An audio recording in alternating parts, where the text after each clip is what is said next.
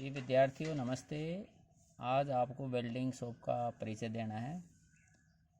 आज आपको welding shop का सामान्य परिचय कराया जाएगा। जैसा कि आपने इस शॉप में दो प्रकार की वेल्डिंग का अभ्यास किया है, इलेक्ट्रिक आर्क वेल्डिंग व गैस वेल्डिंग का। दोनों प्रकार की वेल्डिंग का ज्ञान याद कराने से पूर्व आपको वेल्डिंग को परिभाषित करना भी आना चाहिए। वेल्डिंग किसे कहते हैं, इस परिभाषा याद कर लीजिए आप। वेल्डिंग वह प्रक्रम है जिसके द्वारा दो समान अथवा असमान धातुओं को एक उचित तापमान पर ऊष्मा देकर दबाव पर अथवा बिना दबाव के तथा पूरक धातु भरकर परस्पर जोड़ा जाता है। यह परमानेंट ज्वाइनिंग प्रोसेस है। विद्युत arc welding, electric arc welding, यह एक गलन वेल्डन प्रक्रम फ्यूजन वेल्डिंग प्रोसेस है। इसमें वेल्ड की संपूर्ति करने में किसी भी बाह्य दाब का प्रयोग नहीं किया जाता है।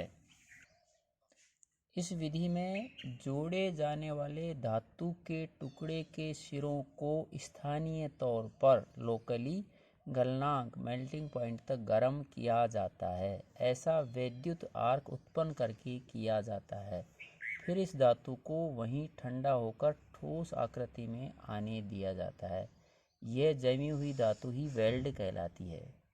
कभी कभी तो मूल धातु पेरेंट मेटल को पिघलाकर ही वेल्डित संधि तैयार कर ली जाती है तथा कभी कभी अतिरिक्त धातु इसमें मिलानी पड़ती है। उत्पाद को पिघलाने से जो वेल्ड धातु वेल्ड मेटल मिलती है उसे मूल धातु पेरेंट मेटल कहते हैं तथा जो अतिरिक्त धातु उसमें मिलाई जाती है उसे पूरक धातु फिलर मेटल कहते हैं। विद्युत आर्क वेल्डन निम्न प्रकार का होता है।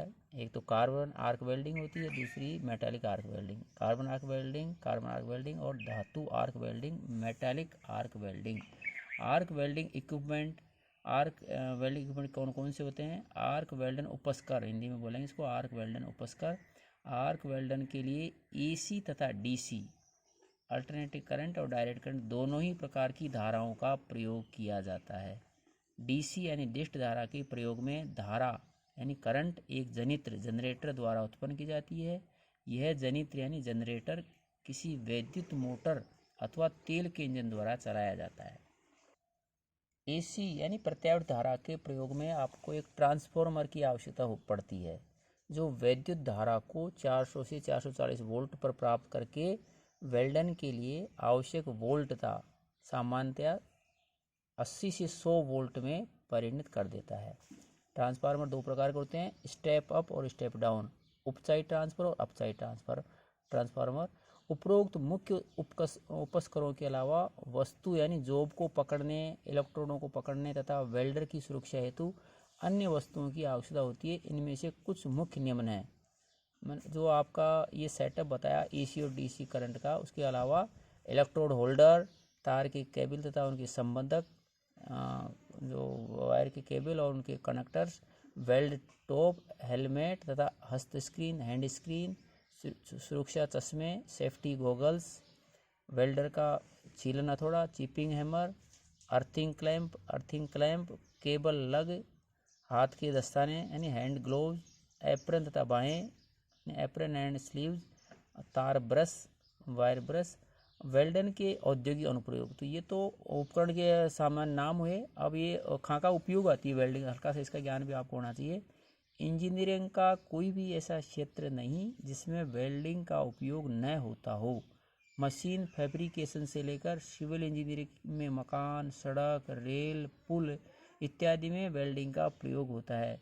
रिपेयर शॉप में भी वेल्डिंग का प्रयोग होता है। Automobile, machine tool industry, aeronautical industry, heavy industry, ship industry, locomotive industry इत्यादि कई प्रकार की उद्योग, बड़े बड़े उद्योगों में वेल्डिंग सभी जगह छाई रहती है। वेल्डिंग का सभी जगह उपयोग होता है।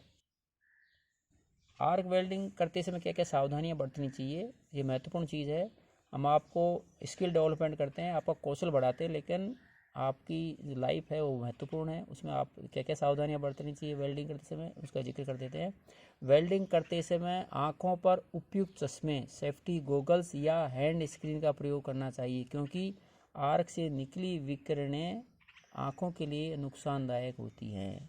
दूसरी क्या सावधानी बरतनी है आपको, आर्क को कभी भी नंगी आंखों से, नेकड आई से नहीं देखना चाहिए। वेल्डर मशीन सदैव भू संपर्कित अर्थड होनी चाहिए, अर्थ की होनी चाहिए वेल्डर मशीन। चिपिंग करते समय भी सुरक्षा चश्मे पहनने चाहिए।